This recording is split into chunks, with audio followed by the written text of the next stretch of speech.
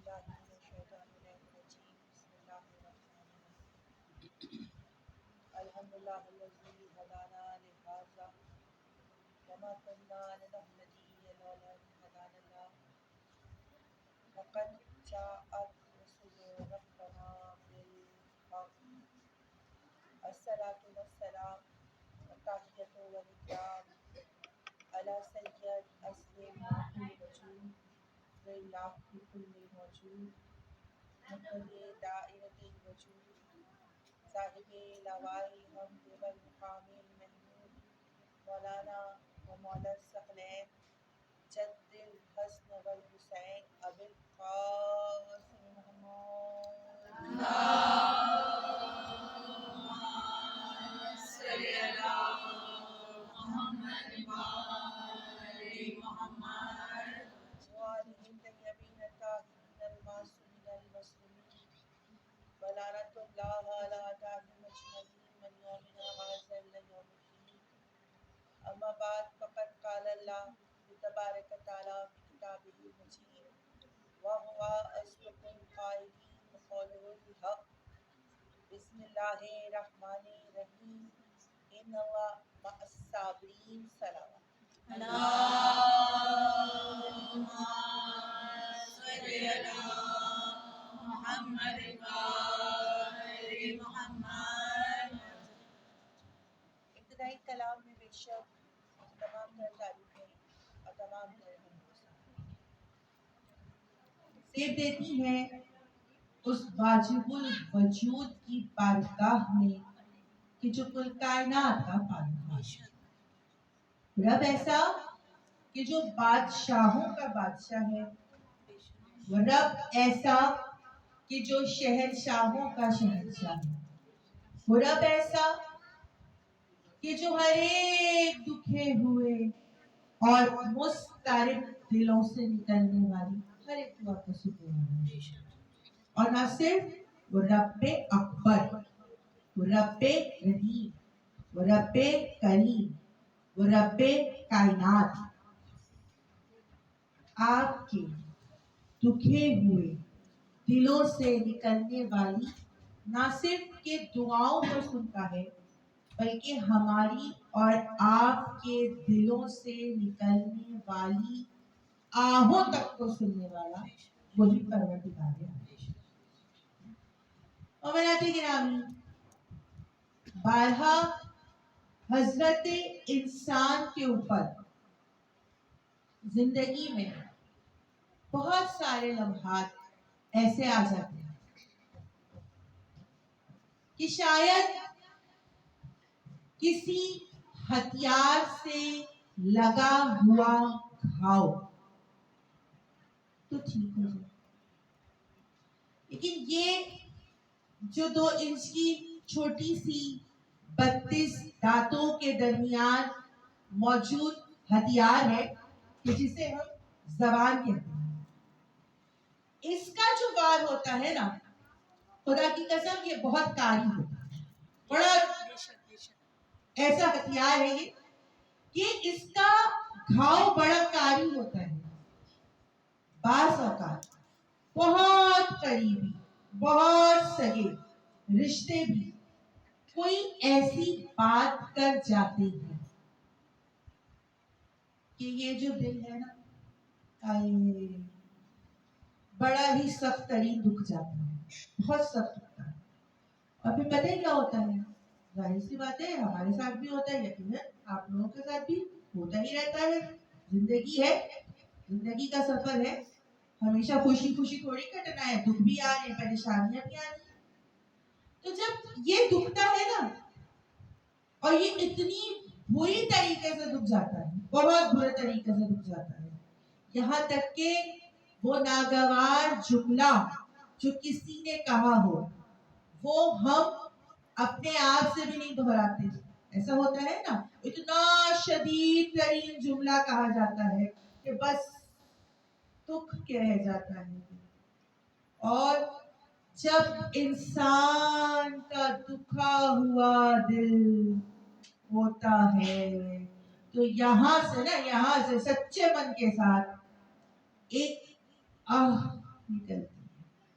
और याद रखिए कि आपकी जिंदगियों का सारा कमाल और ओजे कमाल उसी एक आह का होता है। और वो परवरदिगारे आलम ऐसा, वो रब्बे रहीम ऐसा, वो रब्बे रहमान ऐसा कि जैसे ही दुखे हुए दिल से एक आह निकलती है वो उसके अर्शे इलाही को हिला देती है, उसके अर्शे इलाही को हिला देती है। यानी मालूम ये हुआ कि हमारा रब ऐसा है, हमारा रब्बे अकबर ऐसा है, हमारा रब्बे कायनात ऐसा है, हमारा अला कुल्ले शैइन कदीर रब ऐसा है कि ना सिर्फ वो हमारी दुआओं को सुनता है बल्कि हमारे दुखे हुए दिलों से निकलने वाली आहों तक को सुनने वाला वही परवरदिगारे आलम है। और बादे हमदो सनाए रब्बुल इज्जत के हमारा तमाम तर दुरूद और सलाम हो खुदा के और मुस्तफा मुर्तजा और मुश्तबा बंदों पर कि जिनकी चाहत में आकर रब्बे कायनात ने इस पूरी कायनात को खल्क किया और जिनसे मंसूब होकर आए थे दुरूद ने फजीलत पाई। सलावत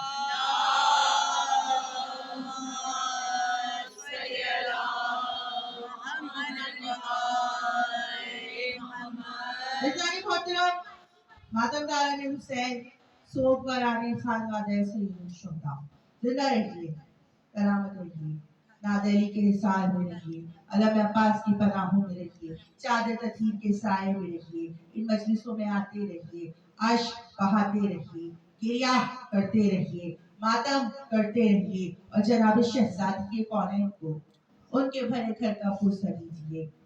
मोमिनाते गिरामी, कसम बा खुदा, एक मर्तबा हर इंसान, हर मोमिन, हर अज़ादार जब जब जहां जहां जिस पल अपने घर से निकला इस मजलिस में आने के लिए तो वो एक अकीदे के तहत इन मजलिसों में आ रहा है और हम इस मजलिस में भी एक उसी अकीदे के तहत अपने अपने घरों के आरामदेह बिस्तरों को छोड़कर अपने तमाम कामों को एक तरफ रख कर इन मजलिसों में जो शरीक हो रहे हैं तो वो एक अकीदे के साथ शरीक हो रहे हैं। और वो अकीदा क्या है? वो हम सबका अकीदा यही तो है ना कि एक मर्तबा साहिब खाना ने जिस दम, जिस घड़ी, जिस वक्त, जिस जगह इसको बिछा दिया किसे कि जिसे हम फर्श अज़ाए हुसैन कहते हैं। तो एक मर्तबा जैसे ही ये बिछ गया, देखिए पढ़ने वाले तो बहुत बाद में आते हैं ना, मजलिस तो बाद में ही शुरू होती है, लेकिन साहिब खाना सबसे पहले इसको बिछा देता है। और जैसे ही इसको बिछा दिया तो हम सब एक अकीदा रखते हैं और वही अकीदा हमें इन मजलिसों में बार बार लेकर आ रहा है। और वो अकीदा क्या है कि एक मर्तबा जैसे ही ये बिछ गया तो फिर उसमें कोई आए या ना आए, बकैये की एक टूटी हुई कब्र से एक पहलू शिकस्ता माँ कि जिसे जमाना हुसैन की जुड़ी हुई माँ कहता है। शहजादी सबसे पहले आकर बैठ जाती है इस फर्श में। एक मर्तबा मजलिस होती है, गिरिया होता है और आपकी आंखों से ये बहने वाली फुरात जब रुमाले सैयदा की जीनत बन जाती है ना तो एक मर्तबा जिसने जब जिस तरह जिस वक्त शहजादी को उनके भरे घर का पुरसा दिया होता है, एक मर्तबा उसी मुकाम पर बैठ के रोने वाले का नाम ले लेके एक मर्तबा रसूल की बतूल बेटी अपने हाथों को उठाती है। वो मिलाते गिरा, आप मुझसे ज्यादा बेहतर जानती है ना कि फातिमा ज़हरा कितनी जख्मी है। शहजादी का तस्बीह के लिए एक हाथ नहीं उठता, लेकिन अपने हुसैन के अज़ादार को दुआ देने के लिए फातिमा ज़हरा दोनों हाथों को उठाती है और उठाकर आपको आपकी जिंदगी की सबसे बड़ी दुआ देकर जाती है। एक मर्तबा रसूल की बतूल बेटी ये कहती है फातिमा ज़हरा का भरा घर एक दोपहर में उजड़ गया। ज़हरा के घर से 72 जनाजे एक दोपहर में निकल आए, लेकिन ऐ बारिला इस बीबी के घर को आबाद रखना जो ज़हरा को उसके उजड़े हुए घर का पुरसा दे रही کہہ رہی ہے, کہاں کہہ رہی ہے, اسی فرش ازا پہ کہہ رہی ہے. یعنی شہزادی کا یہ عمل بتا رہا ہے, اے حسین کو رونے والوں, اے حسین کے عزاداروں, اے حسین کے ماتمداروں, یہ فرش ازا کوئی معمولی جگہ نہیں ہے, بلکہ اس پہ بیٹھ کے حسین کے خالق سے, حسین کے صدقے میں جو دعا مانگی جاتی ہے وہ کبھی اس کی بارگاہ سے رد نہیں ہوتی. اسی لیے ہم دعا گو ہیں کہ صاحب خانہ نے جس خلوص نیت, محبت اور عقیدت کے ساتھ اس مجلس ازا کا, اس نظر و نیاز کا اہتمام کیا ہے, ان کی اس خدمت کو شہزادی کونین اپنی بارگاہ میں مستجاب فرمائے. اور اب تمام مومنات جہاں کہیں دور دراز سے چل کر آ کر اس مجلس ازا میں بیٹھی ہوئی ہیں, آپ کی آمد کو, آپ کے گریے کو اور آپ کی تمام جائز حاجات کو شہزادی کونین اپنی بارگاہ میں مستجاب فرمائے. کل مومنین و مومنات پر رزق و روزی, صحت و سلامتی اور خدا کی رحمتوں کا اور نعمتوں کا نزول ہو. ہم جیے تو آل محمد کے لیے, جان دے تو آل محمد کے لیے, اور ہم سب کو کبھی کوئی غم نہ ہو سوائے غم حسین کی. اب وہی دعا کہ جس پر آمین کہنا دور حاضر میں ہم سب پر واجب ہے, اور وہ دعا کیا ہے کہ بار الہا بے وارث نہیں ہے, ہمارا وارث, ہمارا وقت کا امام پردہ غیبت میں موجود ہے. امام زمانہ کے ظہور میں تاجیل ہو, برائے ظہور تاجیل امام زمانہ بآواز بلند صلوات.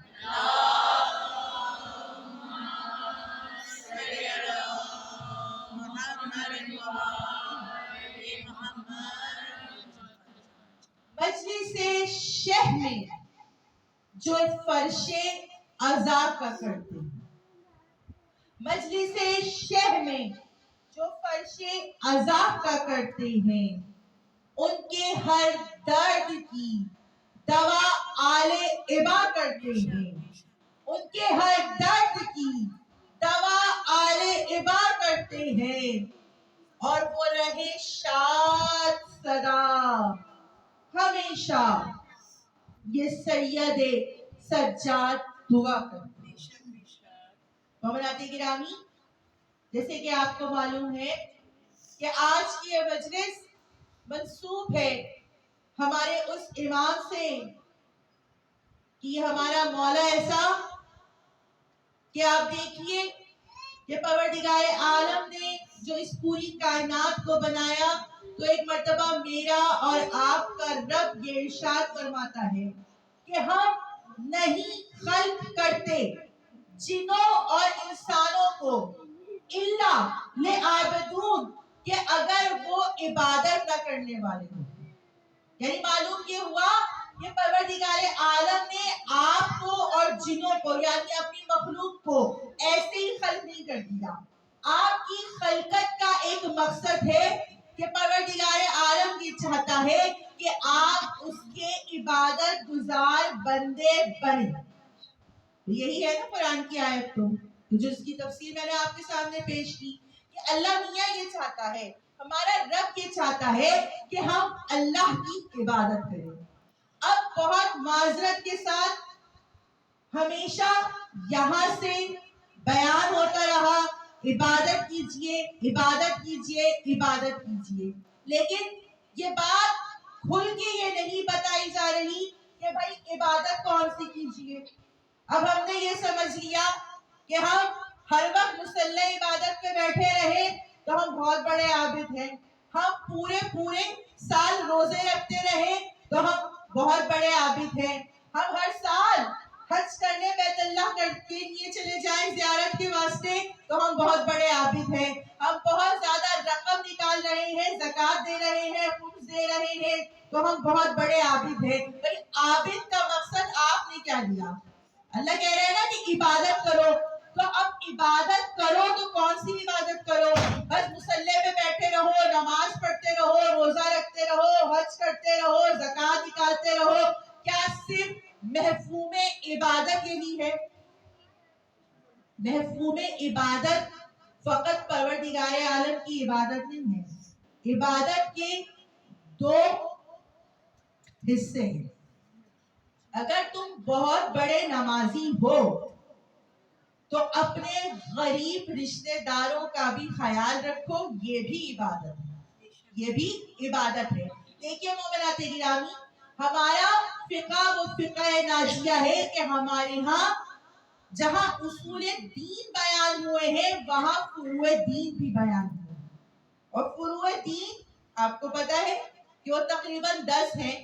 उसमें जो 6 फुरूए दीन है वो तो अल्लाह की इबादत से रिलेट करते हैं, और उस अल्लाह की इबादत से रिलेट करते हुए भी कुछ इबादतें ऐसी हैं कि जिसमें इंसान से बहुत ज्यादा, अल्लाह के बंदों से बहुत ज्यादा वाबस्तगी है। मिसाल के तौर पे अगर कहा गया कि रमजान में रोजे रखो और आपने रोजा भी रख लिया, लेकिन याद रखिए कि मुसलमानों के यहाँ सबसे ज्यादा लड़ाइयां भी रोजे की हालत में होती हैं। रोजा तो रख लेते हैं लेकिन फिर सारा दिन दूसरों के लिए बाइस से जहमत बन जाते हैं। अब कोई बीमार है या कोई भी उसकी मजबूरी है, उसने रोजा नहीं रखा या वो नहीं रख सकता, तो परवरदिगारे आलम ने तो कफ्फारा भी रख दिया, लेकिन अब दूसरे उसको सारा दिन ताना देते रहेंगे। और फिर सारा दिन नहीं, जब जब दिखोगे अच्छा ये हाँ ये तो रोजा नहीं रखते हैं। भाई अल्लाह तो माफ कर रहा है, लेकिन अल्लाह के बंदे माफ करने पे किसी को तैयार नहीं होते। एक मर्तबा परवरदिगार आलम सिर्फ यही नहीं कह रहा कि बस हर वक्त 24 घंटे मेरी इबादत ही करते रहो, मुसल्ले पे बैठे रहो और अपनी इबादत को दूसरे के लिए जहमत बना दो। वहाँ अल्लाह मियाँ ने कफ्फारा भी तो रखा है ना, और कफ्फारे के अंदर 60 मिस्कीनों को खाना भी खिलाना है, यानी मिस्कीनों की कफालत भी रखी है। तो परवरदिगार आलम इंसानों को ये बार बार इस तरफ ला रहा है कि फकत मेरी इबादत नहीं करना, मेरे साथ साथ मेरी मखलूक का भी ख्याल तुम्हें ही रखना है, तो फिर तुम मुकम्मल आबिद कहलाओगे। अब ऐसा नहीं कि बैठ के बस तस्बीह करते रहो और दूसरों को हिकारत भरी नजरों से देखते रहो, नहीं, बेवाओं का भी ख्याल रखना है, यतीमों से भी शफकत से पेश आना है। और फिर परवरदिगारे आलम तो रहमान और रहीम है। परवरदिगारे आलम ने कहा कि ऐ मेरे बंदे, हो सकता है कि मैं तेरी खता को माफ कर दूं, लेकिन मेरे यहाँ आने से पहले अल्लाह के बंदों से माफी मांग कर आना, क्योंकि अल्लाह अपने हुकूक तो शायद बख्श दे लेकिन अपने बंदों के हुकूक नहीं बख्शेगा। और यही इबादत है, यानी इबादत करनी है तो मुकम्मल इबादत करनी है। एक मर्तबा हम उस घराने की तरफ मुतवज्जो हो जाते हैं। क्या आपने बारहा सुना कि में हमारे चौथे इमाम को कहा गया कि अंता सैयदुल साजिदीन, अंता ज़ैनुल आबिदीन।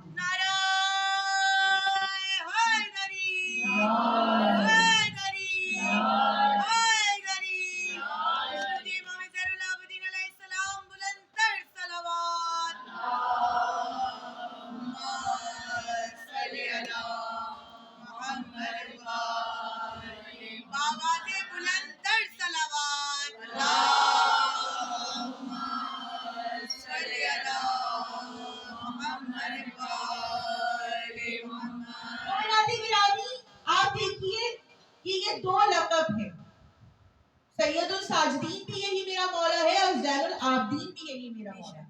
अब हमारे यहाँ ये समझा गया कि दोनों के मायने एक ही हैं। नहीं, दोनों के मायने एक नहीं है। इसका मतलब आबिदों की जीनत होना कोई और बात है और सैयदुल साजिदीन होना कोई और बात है। अब आप देखिए कि मेरा ये मौला ऐसा है कि एक मर्तबा जैसे ही इस मौला की आमद होती है तो एक मर्तबा कहा गया ना कि घर में शब्बीर के तस्बीह इबादत उतरी, घर में शब्बीर के तस्बीह इबादत उतरी, बच्चा सजदे में है, सज्जाद नजर आता है। क्या कहना मेरे इस मौला का कि आप देखिए एक मर्तबा 1,24,000 पैगंबरों से लेके पूरी बज़्म मलाइका तक, जहाँ पे जिब्रील भी मौजूद है, मिकाएल भी मौजूद है, इस्राइल भी मौजूद है, इसराफील भी मौजूद है, यानी तमाम बज़्म मलाइका اور تمام ملک فرشتے، تمام انبیاء، تمام اولیاء، تمام شہداء، تمام صالحین سجدہ گزار ہیں اس پروردگار عالم. وہاں پر کسی کو یہ لقب نہیں ملا جو ہمارے اور آپ کے اس امام کو ملا کہ سید سجاد ان تمام سجدہ گزاروں کے سید و سردار ہیں. سید کے معنی سردار اور سید سجاد یعنی تمام سجدہ گزاروں کے سردار ہیں ہمارے اور آپ کے مولا امام زین العابدین علیہ السلام.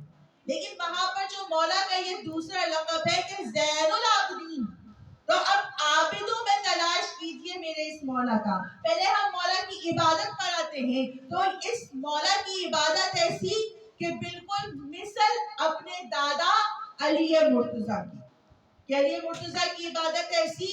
اور پھر آپ دیکھیے نام ان کا بھی علی، نام ان کا بھی علی.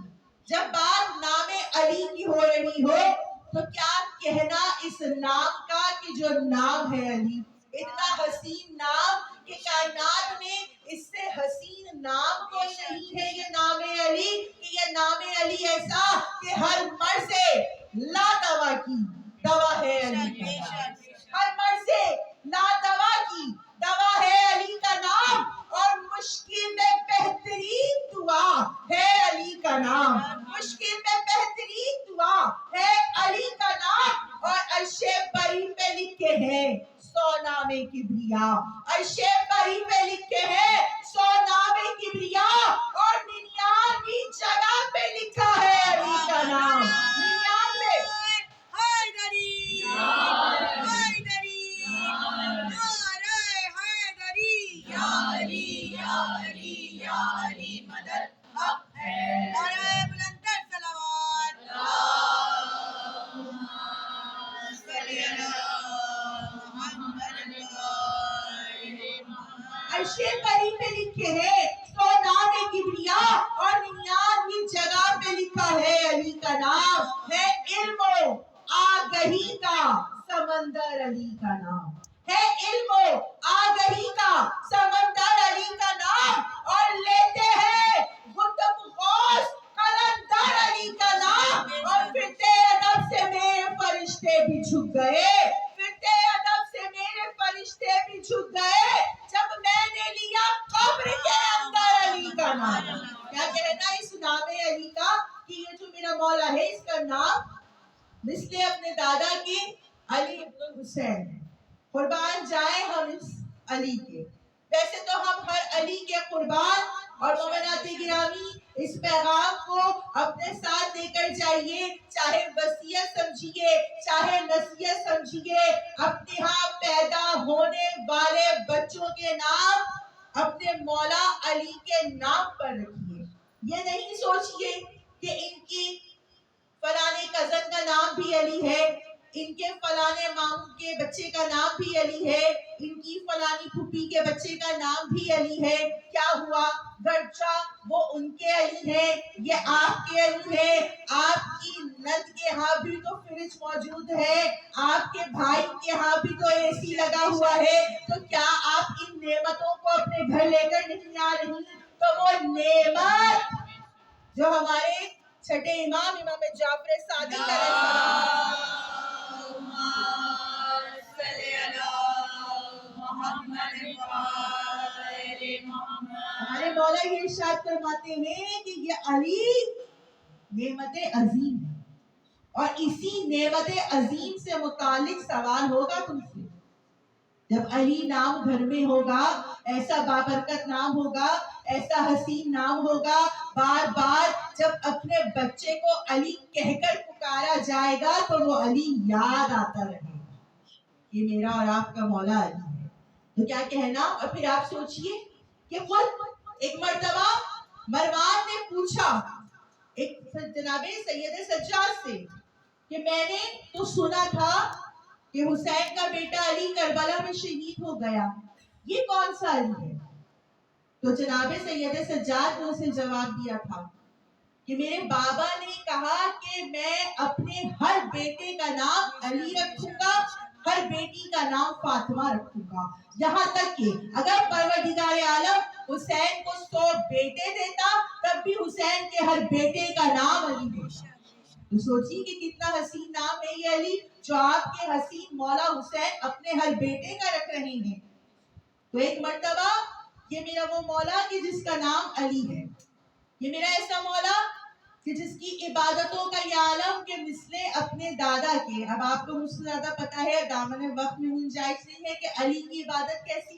علی کی عبادت ایسی کہ ایک جنگ کے دوران مولا کائنات کے پائے مبارک کے اندر ایک تیر لگ گیا اور 12 طبیبوں نے کوشش کی، جراحوں نے کوشش کی کہ اس تیر کو نکال دیں، لیکن کوئی اس تیر کو نکال نہ سکا. کہ ایک مرتبہ رسالت مآب نے یہ ارشاد فرمایا کہ جب علی محو عبادت ہو، اور محو عبادت میں بھی اس وقت کہ جب علی سجدے میں ہو، تو اس وقت علی کے پیر سے یہ تیر باہر نکال لی. بالکل مثل اپنے دادا کے. تاریخ میں یہ لکھا ہوا ہے کہ ایک مرتبہ سید سجاد محو عبادت تھے، اور محو عبادت میں بھی ایک مرتبہ جب علی کا علی پوتا گیا ہے سجدے میں، تو تاریخ میں یہ لکھا ہوا ہے کہ ایک مرتبہ ابلیس اژدہے کی شکل میں آیا اور آ کر اس نے ہمارے مولا کے پائے مبارک کے انگوٹھے کو جکڑ لیا، یہاں تک کہ علی ابن الحسین کا سجدہ طویل ہوتا چلا گیا. اور ایک مرتبہ جب عبادت کو بہت دیر کے بعد تمام کیا تو اپنے پائے مبارک کو ایک ٹھوکر ماری اور کہا کیا اے ابلیس تو یہ سمجھتا ہے کہ تو میرے پیر کو جکڑ لے گا تو سجاد اپنی عبادت کو مختصر کر دے گا؟ ایسا بالکل ہو ہی نہیں سکتا. اس وقت حاتم غیبی نے یہ صدا دی کہ انت زین العابدین، بے شک آپ عابدوں کی زینت ہیں.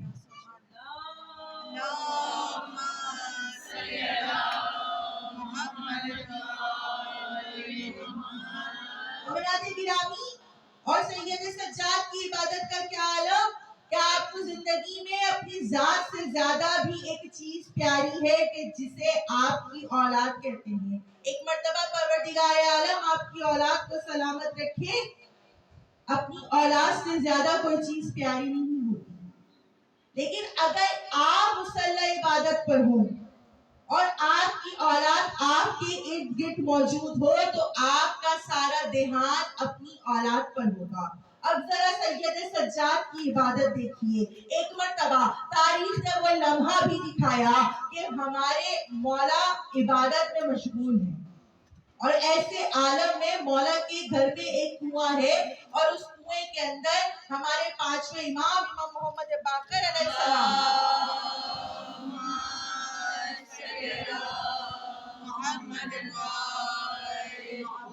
کم سنی کے عالم میں اس کنویں کے اندر گر جاتے ہیں. ایک مرتبہ جیسے ہی کنویں کے اندر بچہ گر جائے تو تمام اہل خانہ میں ہلچل مچ جاتی ہے. ایک مرتبہ بار بار کنیزیں کنویں کے قریب جا رہی ہیں، یہاں تک کہ امام کی ماں کی حالت متغیر ہو گئی، لیکن مولا عبادت کرتے ہیں. زین العابدین ہے نا، سید الساجدین ہے.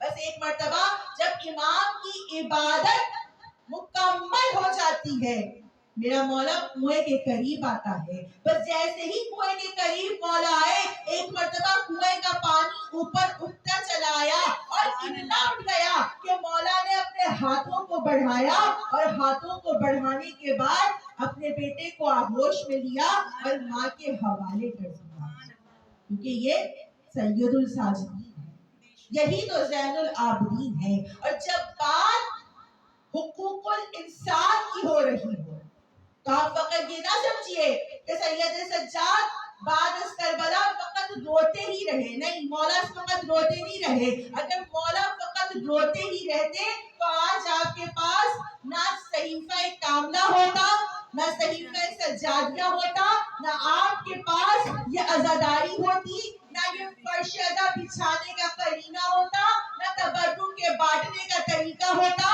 نہ اس مجلس عزا کا انعقاد کرنے کا سلیقہ ہوتا، اگر سید سجاد نہ ہوتے. سید سجاد بعد از کربلا بے شک مولا کو اپنے بابا کو روئے ہیں، کربلا والوں کو روئے ہیں، لیکن اس کے ساتھ ساتھ مولا نے حقوق اللہ کو بھی نبھایا. بھائی وہ تمام صحیفہ کاملہ کی جتنی بھی دعائیں آپ کے پاس موجود ہیں، صحیفہ سجادیہ کی دعائیں آپ کے پاس محفوظ ہیں، وہ جناب مولا سید سجاد کی تعلیم کردہ ہے. سید سجاد نے ہی وہ تعلیم کی ہے نا. اور اس میں تمام پروردگار عالم کی صحیفہ کاملہ میں ایک مرتبہ حمد و ثنا ایسی بیان کی ہے، اور کیسی حسین حمد و ثنا، کیا حسین الفاظ ہیں کہ اگر آپ اس کا مطالعہ کریں تو آپ کو معلوم ہو کہ وہ رب کیسا ہے. ایک مرتبہ صحیفہ کاملہ میں میرے مولا یہ ارشاد فرماتے ہیں کہ تمام حمد ہو اس رب کی کہ جو عالمین کا رب ہے. کیا کہنا سید سجاد کا کہ اللہ کی عبادت اس طرح ہو رہی ہے، اور پھر حقوق و لباس کو اس طرح سے سید سجاد نبھا رہے ہیں. ایک مرتبہ کہتے ہیں کہ 10 لاکھ سے زائد غلام اور کنیزوں کو سید سجاد خریدا کرتے اور خدا کی راہ میں انہیں آزاد کر دیا کرتے. اور سید سجاد کسی غریب اور فقیر شخص کا نام نہیں ہے. سید سجاد کے اندر دو شاہی خاندانوں کا خون رگوں میں دوڑتا ہے.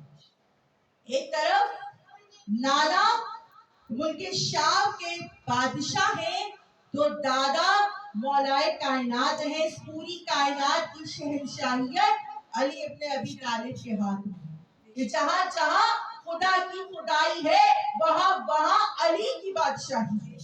کیا کہنا ہمارے مولا کا، یعنی مولا کے سر پر دو سلطنتوں کا راج رکھا ہوا ہے، تاج رکھا ہوا ہے. اور پھر ایک مرتبہ ہم یہ دیکھتے ہیں کہ سب سے زیادہ بڑے تاجر ہمیں سید سجاد نظر آتے ہیں. مومنات گرامی، ابھی میں نے آپ کے سامنے کہا کہ سید سجاد نے تقریباً 10 لاکھ کنیزوں اور غلاموں کو آزاد کرایا ہے، یعنی پہلے خریدا اور پھر خدا کی راہ میں آزاد کر دیا.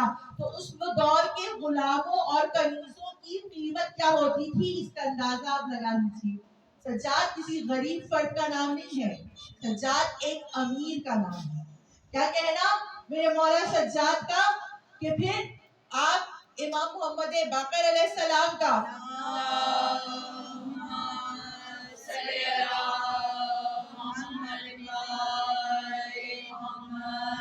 ایک مرتبہ امام یہ فرماتے ہیں کہ جب میں نے اپنے بابا کو غسل دیا تو میں نے دیکھا کہ میرے بابا کی پشت پر سیاہ رنگ کے بڑے بڑے داغ تھے، کندھوں پہ سیاہ رنگ کے بڑے بڑے داغ تھے. جب امام سے پوچھا گیا کہ آپ کے بابا کے جسم اطہر میں یہ کس قسم کے داغ تھے، تو کہا جب رات ہو جایا کرتی تھی تو میرا بابا ایک مرتبہ اپنے کاندھوں پر اناج کی بوریاں لاد کر، اپنی پیٹھ پر اناج کی بوریاں لاد کر غریبوں کے گھروں میں پہنچایا کرتا تھا. میرے بابا یتیموں کے سروں پر اپنا دست شفقت کو رکھتا تھا، بیواؤں کی خبرگیری کیا کرتا تھا. یہ ہے انت زین العابدین. یعنی ایک طرف اگر خدا کی عبادت ہو رہی ہے تو دوسری طرف خدا کے بندوں کی مزاج پرسی ہو رہی ہے.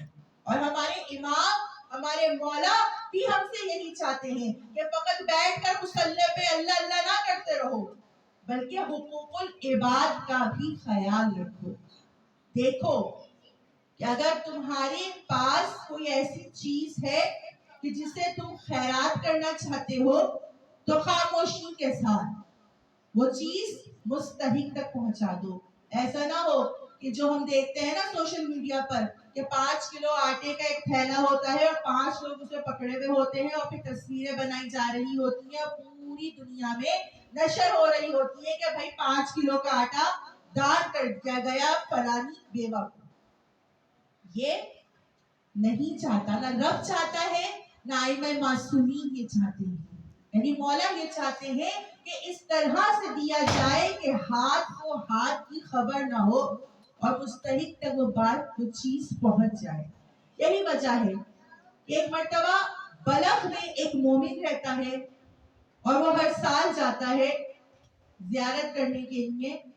بیت اللہ کی، اور پھر واپسی میں مدینے بھی آتا ہے اور مولا کی زیارت کرتا ہے۔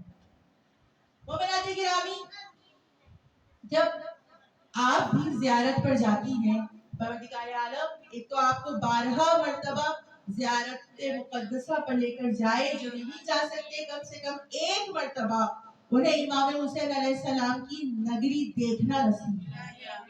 کیا کہنا کہ جب ہم اور آپ بھی زیارت پر جاتے ہیں تو اپنی اپنی اوقات کے مطابق اپنے مولا، اپنے آقا، اپنی شہزادی زینب، اپنی شہزادی سکینہ کے ایک مرتبہ پروردگار عالم شام کے رستوں کو ایک کھول دے۔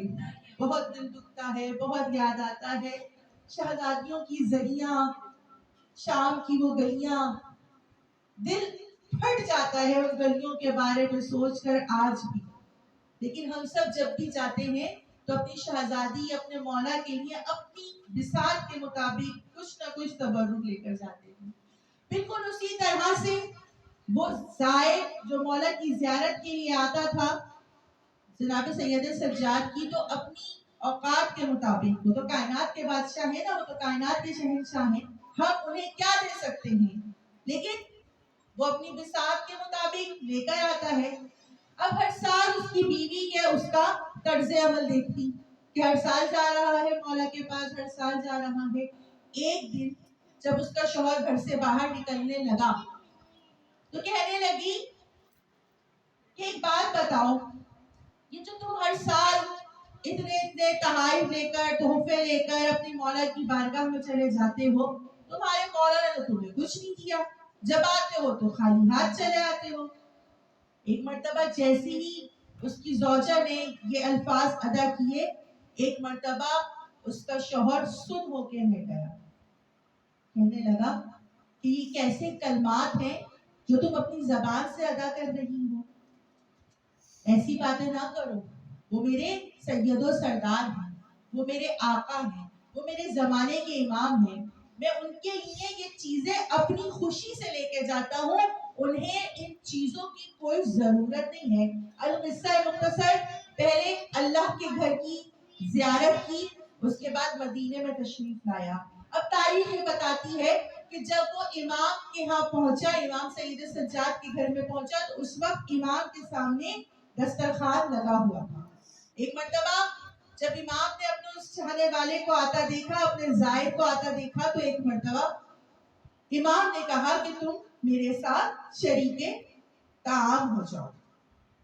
مولا کا دسترخوان ہے، آج بھی ہم بے چین بے تاب ہو جاتے ہیں نا کہ اگر ہمیں وہاں اماموں کے روزوں کے دسترخوان کی کوئی کوپن مل جائے، کوئی کھانا مل جائے، تو ہم خوشی خوشی اس دسترخوانوں پر جاتے ہیں۔ اب ذرا سوچئے کہ جب امام وقت موجود ہے اور امام اپنی بارگاہ میں بٹھا کر کسی کو کھانا کھلا رہا ہو تو اس شخص کی خوشی کا کیا عالم ہوگا، اور پھر میں تو یہ کہوں کہ وہ شخص کتنا خوش نصیب ہوگا کہ سید سجاد جیسے مولا اسے اپنے دسترخوان پہ بٹھا رہے ہیں۔ بس ایک مرتبہ مولا کے ساتھ دسترخوان پہ بیٹھ گیا، کھانے کو کھایا، جب کھانا کھا لیا تو ایک مرتبہ غلام آگے بڑھا، غلام نے چاہا کہ وہ مولا کے ہاتھوں کو پانی سے صاف کرے۔ ایک مرتبہ غلام نے خواہش کو ظاہر کیا۔ جب آپ بھی زریوں پر جاتی ہیں اور آپ دیکھتی ہیں کہ ان زریوں پہ صاف صفائی ہو رہی ہوتی ہے تو آپ کے دلوں میں خواہش ہوتی ہے نا، آپ وہاں پر موجود خداموں سے یہ کہتی ہیں، خادموں سے یہ کہتی ہیں کہ ہمیں بھی ذرا سی یہ سعادت مل جائے کہ کچھ نہ کر سکے تو فقط مولا کے حرم کی جارو کشی ہی مل جائے، کہتی ہے نا۔ اب ذرا سوچئے جب امام سامنے موجود ہے تو اس شخص نے بھی خواہش کا اظہار کیا کہ آج میں یہ سعادت لینا چاہتا ہوں۔ القصہ مختصر، امام نے اسے اجازت دی۔ اب امام کے وہ دست مبارک ہے، کیا کہنا اس دست مبارک کا کہ جو سید سجاد کے دست مبارک ہے، کیا کہنا اس کا کہ جو زین العابدین کے دست مبارک ہے۔ بس ایک مرتبہ امام کے ہاتھوں کے نیچے تشت رکھا گیا اور ایک مرتبہ اس شخص کے ہاتھ میں وہ پیالہ دیا گیا کہ جس سے پانی ان ہاتھوں سے مس ہوتا ہوا اس تشت میں گرنا ہے. بس اس نے پانی ڈالنا شروع کیا. امام نے اس کے چہرے کو دیکھا. امام مسکرائے اور مسکرا کر کہتے ہیں کہ دیکھو یہ نیچے کیا ہے. اب ہونا تو پانی ہی چاہیے تھا نا، لیکن وہ سید الساجدین ہے، وہ زین العابدین ہے. انہوں نے آپ کو یہ عزاداری سکھائی ہے، اس عزاداری کا قرینہ سکھایا ہے، اس فرشیزہ کو بچھانے کا سلیقہ سکھایا ہے. اور یاد رکھیے کہ اگر آپ کے گھر جو آج آباد ہے تو اسی عزاداری کے صدقے میں آباد ہے. آپ کو جو یہ کھانے کا رزق مل رہا ہے، یہ رزق علم مل رہا ہے، یہ رزق دولت مل رہا ہے، یہ رزق دنیا مل رہا ہے، اور یہی رزق آخرت ملے گا تو اس عزاداری کے صدقے میں ملے گا. تو پھر جو حسین کا پہلا عزادار ہو، جو حسین کا پہلا ذاکر ہو، جو حسین کا پہلا ماتمدار ہو، جو سید الساجدین بھی ہو، جو زین العابدین بھی ہو، جب ایک مرتبہ وہ مسکرائے قیامت نہ آ جائے. اس سید سجاد کے چہرے پر مسکراہٹ. سجاد جب ایک دفعہ مسکرائے تو آپ کے گھروں میں عید شجاع منائی جائے. وہی سجاد جب مسکرائے تو یقیناً قدرت نے اپنا معجزہ دکھایا. اب جب زائر نے دیکھا، اس بلخی نے دیکھا تو کیا دیکھا کہ جو پانی مولا کے ہاتھوں سے مس ہو کے نیچے گر رہا ہے، وہ پانی فقط پانی نہیں بلکہ سچے موتیوں میں ڈھل کر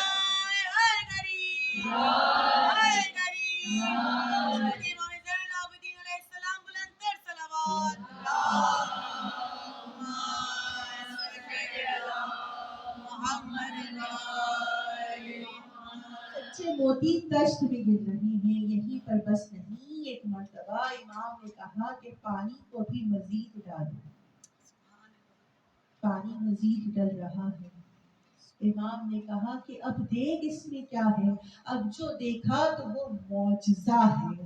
یہی تو امامت کا معجزہ ہے، یہی تو راز امامت ہے. ایک مرتبہ بلخی نے دیکھا تو کیا دیکھا کہ اب سچے موتیوں کی جگہ سبز زمرد دشت میں گر رہی ہے. امام نے بس نہیں کیا. ایک مرتبہ کہا کہ پھر پانی ڈالو. پھر پانی ڈل رہا ہے. اب پھر کہا گیا کہ بلخی دیکھو اس میں کیا گر رہا ہے. اب اس نے دیکھا تو کیا دیکھا کہ پہلے ایک تہ ہے سفید موتیوں کی، اس کے اوپر سبز زمرد موجود ہے، اور اب جو گر رہا ہے تو وہ سرخ یاقوت گر رہا ہے. معجزہ ہے امام کا. ایک مرتبہ امام نے پھر ہاتھ سے اشارہ کیا کہ بس اب بس کر دو. دشت بھر گیا. کہا اپنے غلام سے کہ ایک پورے کے پورے دشت کو، اس میں جتنے بھی یہ ہیرے جواہرات ہیں نا، ان سب کو دشت میں لے کر ایک تھیلی میں دو. تھیلی پوری بھر کے بوری آئی. ایک مرتبہ امام نے بلخی کے حوالے کی اور امام نے ایک جملہ کہا بلخی ہماری طرف سے یہ اپنی زوجہ کو دے دیں. اور پھر جو امام نے آگے کہا تو فقط وہ بلخی کی زوجہ کے لیے نہیں ہے بلکہ قیامت تک آنے والے شیعوں کے لیے امام کا پیغام ہے. اور جیسے کہ اولنا محمد، اوسطنا محمد، آخرنا محمد و کلنا محمد، یعنی جو ایک کہہ رہا ہے، جو پہلا محمد کہہ رہا ہے وہی پیغام درمیانے والے کا بھی ہے، وہی آخر والے کا بھی ہے، اور سارے کے سارے محمدوں کا یہی پیغام ہے. اور محمد وہ میرا اور آپ کا نبی ہے کہ جو وما ینطق عن الہوی کا مصداق ہے. جو ایک کہتا ہے وہی سب کے سب کہتے ہیں، اور وہ ایک کہنے والا خود سے نہیں کہتا بلکہ وہ پروردگار عالم اس سے کہلواتا ہے. ایک مرتبہ امام نے کہا کہ اپنی زوجہ سے یہ کہنا کہ ہم اس وقت تک اس شخص کو وہ چیز عنایت ہی نہیں کرتے کہ جس چیز کی اس شخص کو اس وقت ضرورت تھا. اب نہ شکوہ کیا کیجیے کہ مولا یہ بھی مانگا، مولا وہ بھی مانگا، مولا یہ بھی نہیں دیا، مولا ان کی تو سن لی، مولا ہماری کب سنیں گے. مولا تو سب کی سنیں گے نا, وہ تو سب کے ہی مولا ہے, وہ تو سب کی ہی سنتے ہیں, لیکن جب سنیں گے جب آپ کو ضرورت ہوگی اس چیز کی. جب تک کام چل رہا ہے تو چلائیے, ورنہ ایک دن وہ ضرور سنیں گے. ان کے کارہائے کائنات میں, ان کے خزانوں میں, ان کے کارخانوں میں دینے کی کمی نہیں ہے, آپ کے مانگنے میں کمی ہے. اپنی کمی کو پورا کیجئے, ضرور آپ کو مل جائے گا. ارے وہ تو وہ ہیں کہ جو مانگنے پر راہب کو 7 بیٹے دے دیتے ہیں. ایک ہی تو مانگنے آیا تھا اور 7 لے کر چلا گیا. ایک مرتبہ وہ بلخی بڑا پریشان ہوا, مولا سے کہتا ہے مولا اجازت دے تو میں ایک سوال کروں. کہا کرو. کہا مولا میں تو بلخ سے آیا ہوں نا, بلخ تو مدینے سے بہت دور ہے, اور مولا جب میری زوجہ نے مجھ سے یہ جملہ کہا تھا نا تو اس وقت تک تو کوئی آس پاس بھی موجود نہیں تھا. مولا یہ بتائیے کہ آپ کو کیسے پتا چلا, کیسے معلوم ہوا کہ میری زوجہ نے یہ کہا ہے. کہا میرے مولا نے, تم نے حدیث قصہ میں سنا نہیں, پروردگار عالم تو سکان سماواتی سے سوال و جواب کر رہا تھا, بات چیت کر رہا تھا, اور میری دادی حدیث قصہ یعنی حدیث قصہ میں موجود ہے نا کہ قصہ کے اندر وہ گفتگو سن رہی تھی. تو میں اپنی دادی کا وارث ہوں نا, میں ہی تو وارث نبوت ہوں, میں ہی تو وارث شریعت ہوں, میں ہی تو وارث قرآن ہوں, کیونکہ میں سید الساجدین بھی ہوں اور زین العابدین بھی ہوں. کیا کہنا, بس ایک مرتبہ قصہ مختصر کہ اس نے آ کر اپنی زوجہ کے حوالے وہ سامان کیا. اب ظاہر سی بات ہے ایک مرتبہ عورت شرمندہ ہو گئی, کہنے لگی کہ اب آئندہ سال میں تمہارے ساتھ چلوں گی. اب سفر اختیار کیا اور دوسرا جب سال آیا, لیکن راستے میں زوجہ کا انتقال ہو گیا. کہتے ہیں کہ وہ بنا اپنی بیوی کو کفن دفن دیے مولا کی بارگاہ میں پہنچا اور مولا سے جا کر کہا کہ مولا میری وہ زوجہ آپ کی زیارت کرنے آ رہی تھی, لیکن اس کا راستے میں انتقال ہو گیا. ایک مرتبہ سید سجاد نے یہ سنا تو میرے مولا نے کہا کہ جاؤ اپنی زوجہ کو یہاں پر میرے ساتھ میرے سامنے لے کر آؤ. کہنے لگا کہ مولا میں کس طرح سے اس کو لے کر آؤں, اس کا تو انتقال ہو گیا. کہا نہیں جاؤ. اب جب وہ گیا تو اس نے کیا دیکھا کہ ایک درخت کے نیچے اس کی زوجہ زندہ بیٹھی ہوئی ہے. ایک مرتبہ زوجہ کو ساتھ لیا اور کہنے لگا کہ تمہیں امام نے بلایا ہے. اب دونوں زن و مرد امام کی بارگاہ میں پہنچے. جیسے ہی امام کی بارگاہ میں پہنچے تو ہونا تو یہ چاہیے تھا کہ اس کی زوجہ امام کو آگے بڑھ کر سلام کرتی, مولا کا شکر ادا کرتی, شکریہ ادا کرتی. ایک مرتبہ حیران ہو کر آنکھوں کو پھاڑ پھاڑ کر اپنی پھترائی ہوئی آنکھوں کے ساتھ, اپنی گم زبان کے ساتھ بس امام کے چہرے کو ہی دیکھے جا رہی ہے. پوچھا شوہر نے کہ اس طرح سے مولا کو کیوں دیکھ رہی ہو؟ کہنے لگی کہ جب میرا دم نکل گیا تھا اور ملک الموت میری روح کو لے کر چلا تو ایک مرتبہ یہی تو وہ حسین جوان تھا کہ جو وہاں پر آیا تھا اور آ کر اس نے کہا تھا کہ یہ ہماری زیارت کے لیے آ رہی ہے, اس کے جسم میں اس کی روح کو واپس ڈال دو. ایک مرتبہ وہ یہ کہتی ہے کہ خالق کی قسم خلق کا نگران یہی ہے, خالق کی قسم خلق کا نگران یہی ہے, اور ایمان کی ہے بات کہ امام یہی ہے, ایمان کی ہے بات کہ امام یہی ہے جو یہاں پر رہ کر بھی ملک الموت پر حکم چلائے. حاکم کی حکومت کا سلطان ہے, حاکم کی حکومت کا سلطان ہے.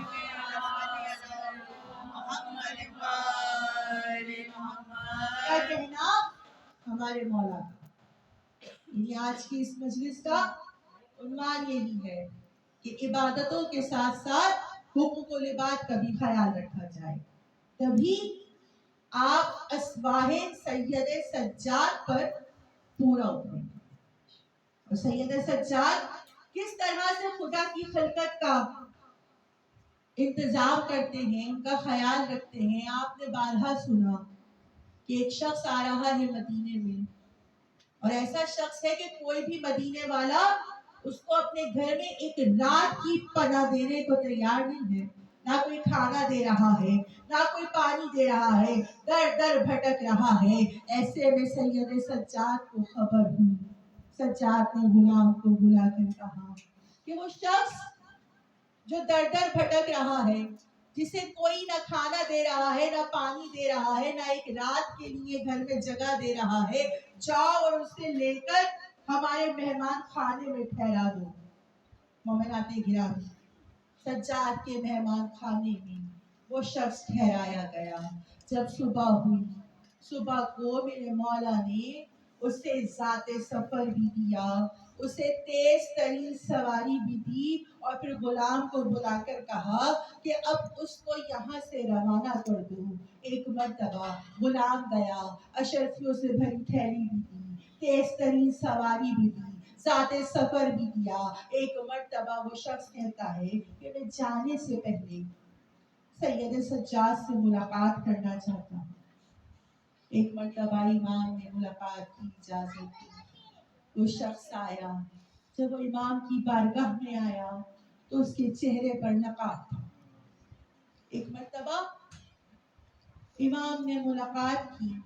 جب وہ امام کو سلام کر کے جانے لگا تو جاتے جاتے یہ کہنے لگا کہ خدا کا شکر ہے سید سجاد نے مجھے پہچانا نہیں. اگر سجاد مجھے پہچان لیتے تو کبھی بھی مجھے اپنے گھر میں پناہ نہ دیتے.